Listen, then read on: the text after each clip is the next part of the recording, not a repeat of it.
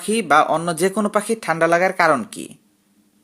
1 নম্বর কারণ হলো হঠাৎ তাপমাত্রার পরিবর্তন। হঠাৎ করে যদি বৃষ্টি হয় এবং বাতাসের আর্দ্রতাটা যদি বেড়ে যায়, সেক্ষেত্রে ঠান্ডা লাগতে পারে।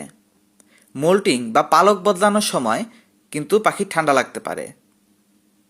তবে সবচেয়ে বেশি যে সমস্যাটা হয় শীতের মধ্যে কনকনে ঠান্ডা বাতাস ওদের গায়ে লাগলে।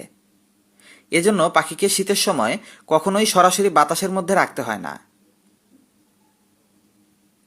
প্রতিদিন রাতের বেলা, বিশেষ করে শীতের সময়, পাখির খাঁচাগুলোকে ঢেকে দিতে হবে। শীতের দিনে আপনি পাখির খাঁচাগুলোকে মোটা কাপড় দিয়ে ঢেকে দেবেন। এখানে চটের ছালাও ব্যবহার করতে পারেন। তবে শীতটা যখন সবচেয়ে বেশি পড়বে, মানে জানুয়ারি মাসের প্রথম 15-20 দিন, এই সময়টাতে আপনি একেবারে মোটা পলিথিন দিয়ে পাখির খাঁচাটা রাতের বেলা ঢেকে রাখতে পারেন।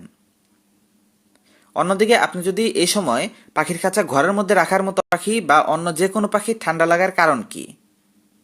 1 নম্বর কারণ হলো হঠাৎ তাপমাত্রার পরিবর্তন। হঠাৎ করে যদি বৃষ্টি হয় এবং বাতাসের আর্দ্রতাটা যদি বেড়ে যায়, সেক্ষেত্রে ঠান্ডা লাগতে পারে। মোল্টিং বা পালক বদলানোর সময় কিন্তু পাখির ঠান্ডা লাগতে পারে। তবে সবচেয়ে বেশি যে সমস্যাটা হয় শীতের মধ্যে কনকনে ঠান্ডা বাতাস ওদের গায়ে লাগলে। এজন্য পাখিকে শীতের সময় কখনোই সরাসরি বাতাসের মধ্যে রাখতে হয় না। প্রতিদিন রাতের বেলা, বিশেষ করে শীতের সময়, পাখির খাঁচাগুলোকে ঢেকে দিতে হবে। শীতের দিনে আপনি পাখির খাঁচাগুলোকে মোটা কাপড় দিয়ে ঢেকে দেবেন। এখানে চটের ছালাও ব্যবহার করতে পারেন। তবে শীতটা যখন সবচেয়ে বেশি পড়বে, মানে জানুয়ারি মাসের প্রথম 15-20 দিন, এই সময়টাতে আপনি একেবারে মোটা পলিথিন দিয়ে পাখির খাঁচাটা রাতের বেলা ঢেকে রাখতে পারেন। অন্যদিকে আপনি যদি এই সময় পাখির খাঁচা ঘরের মধ্যে রাখার মতো